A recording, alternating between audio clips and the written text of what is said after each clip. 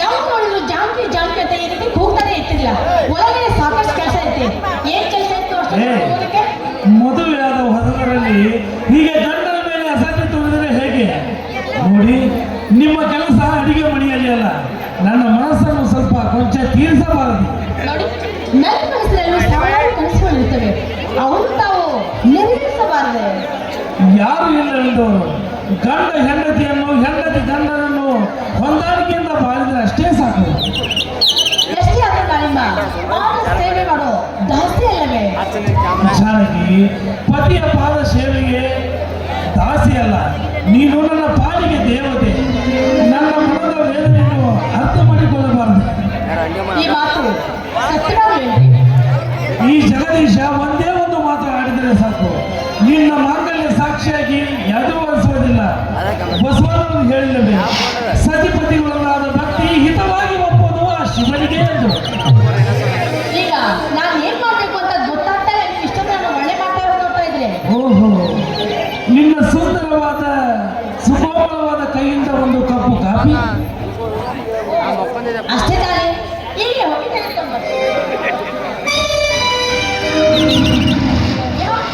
ಜಾನಕಿ, ಗಂಡನ ಆಜ್ಞೆ ಪರಿಪಾಲನೆಯಂತೆ ತುದಿಗಾಲೇ ನಿಂತಿರ್ತೀಯ.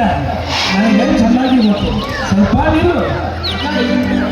ಪತಿ ಪರಮೇಶ್ವರ, ಆ ಪರಮೇಶ್ವರನೇ ಪತಿ ಆದಾಗ ಪತಿಯ ಮಾತು ಕೇಳಬೇಕಾಗಿತ್ತು ನನ್ನ ಧರ್ಮ ಆದ್ಮೇಲೆ.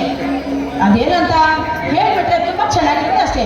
ಜಾನಕಿ, ಬೆಚ್ಚನ ಮಣಿ ಇರಲು, ಬೆಚ್ಚಕ್ಕೆ ಹೊಂದಿರಲು, ಇಚ್ಛೆ ಎಳೆದಿದ್ದ ಸತಿ ಇರಲು, ಆ ಸ್ವರ್ಗಕ್ಕೆ ಕಿಚ್ಚು ಹಚ್ಚಂತ ಬರ್ತದೆ.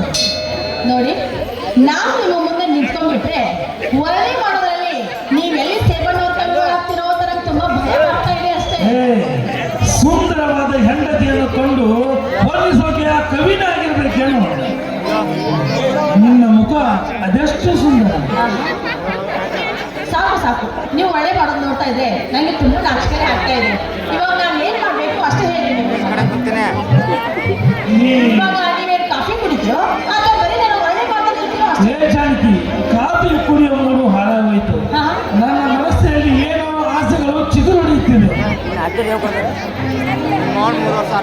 ಜಾನಕಿ, ನಿನ್ನ ಮುದ್ದು ಕಲಿಂದ ತಯಾರಿಸಿದ ಕಾಫಿ ಇಷ್ಟ, ಶಿಲಾಪಾಲಿಕೆಯಾಗಿ ನಿಂತಿರುವ ನಿನ್ನ ಬಿಗಿದಪ್ಪಿ ಮುದ್ದಾಡಬೇಕೆಂದು ಇಷ್ಟ. ನಿಮಗೇನೋ ಇಷ್ಟ, ಆದರೆ ಹಗಲೇ ಹಾಡೋದು ತುಂಬಾ ಕಷ್ಟ. ಅಲ್ಲಿ ಮೊದಲು ನಾವು ಕಾಫಿ ಕುಡಿಯೋ ಮೂಡು ಹಾಳಾಗೋಯಿತು. ನನ್ನ ಮನಸ್ಸಿನಲ್ಲಿ ಏನೋ ಆಸೆಗಳು ಚಿಗುರು ಹೊಡೆಯುತ್ತಿವೆ. ಇವಾಗೇನು ನಾನು ಹಾಡ್ಬೇಕಾ? ಜಾನಕಿ, ಮಾವಿನ ಚಿಗುರುಕೊಂಡ ಕೋಗಿಲ ಹಾಗೆ ಒಂದು ಹಾಡು ಹಾಡಬಾರದು.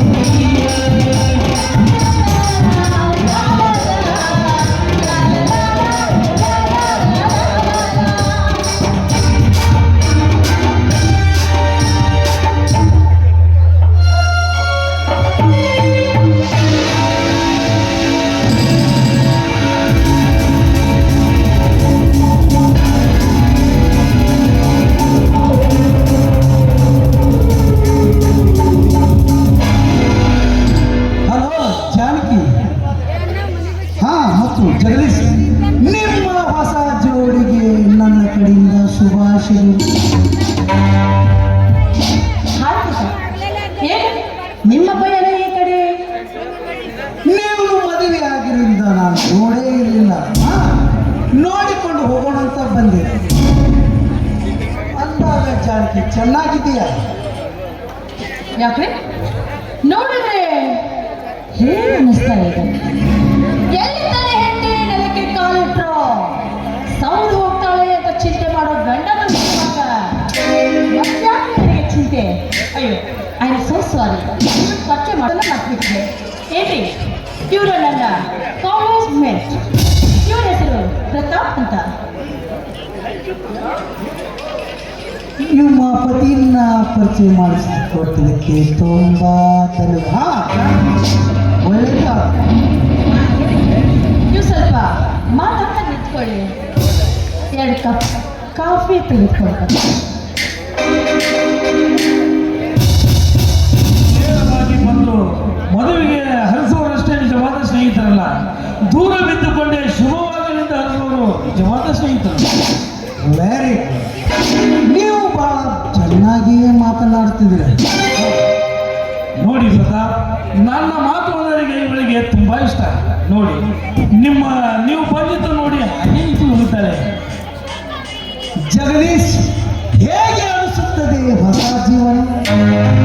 ನೋಡಿ ಪ್ರತಾಪ್, ನನ್ನ ದೃಷ್ಟಿಯಲ್ಲಿ ಸಂಸಾರ ಸರಸ ಬೆಳೆಸಗಾಗಲೇ ತೇಲಾಡಿದಾಗಲೇ ಸೌಖ್ಯ ಸುಖ ಸಿಗುತ್ತದೆ. ಹಾಗಾದರೆ ನಿಮ್ಮದು ಹೇಗೆ?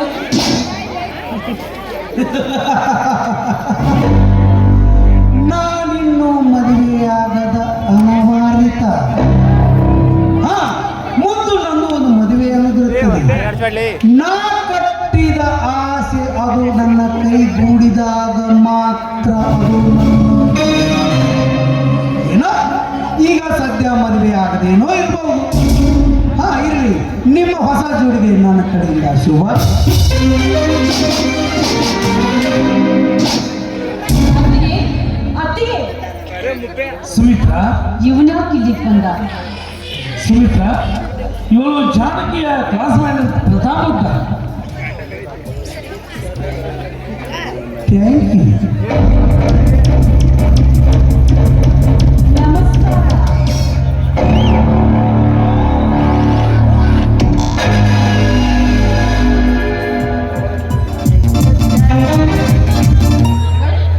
ನಾನು ಸ್ವಲ್ಪ ಹೊತ್ತು ಮಾತಾಡೋದಕ್ಕೆ ಮಾತನ್ನು ಉಳಿಸ್ಕೊಳ್ಳಿ. ಮೊದಲು ಕಾಫಿ.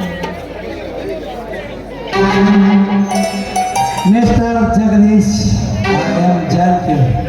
ನಿಮ್ಮ ಮನೆ ಕಾಫಿ ಕುಡಿಯುತ್ತಾ ಇವತ್ತು ದಿನ ಬಂದಾಯ್ತ ಕಾಣುತ್ತದೆ. ನಿಮ್ಮ ಮನೆಗೆ ಈ ಪ್ರತಾಪನ ಕಡೆಯಿಂದ ಶುಭ.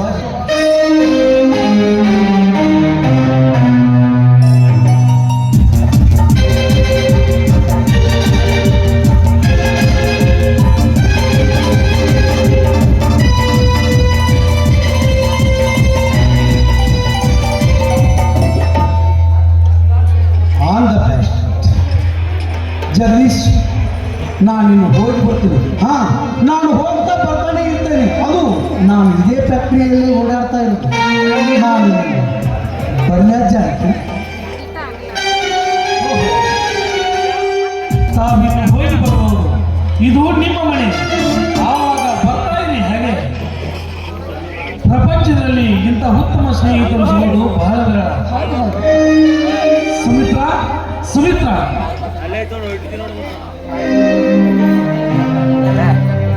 ಏನಣ್ಣ? ಸುಮಿತ್ರಾ, ನಾನು ನಿನ್ನ ಅತ್ತಿಗೆ ಜೊತೆ ಪೇಟೆಗೆ ಹೋಗಿ ಮನೆಯಲ್ಲಿ ಸಾಮಾನುಗಳು ಖಾಲಿಗಿವೆ. ಎಲ್ಲವನ್ನು ತೆಗೆದುಕೊಂಡು ಬನ್ನಿ.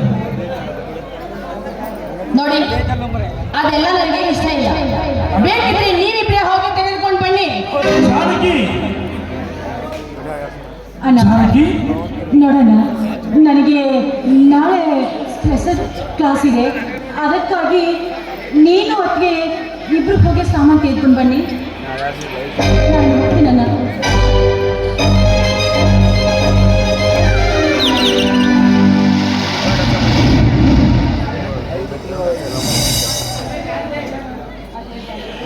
ಅಲ್ಲೇ ಜಾನಕಿ, ಇವತ್ತಲ್ಲ ನಾಳೆ ಆದರೂ ಕೊತ್ತ ಮನೆಗೆ ಹೋಗುವವಳು 4 ದಿನ ನಗುನಗುತ್ತಾ ಇದ್ದಾರೆ.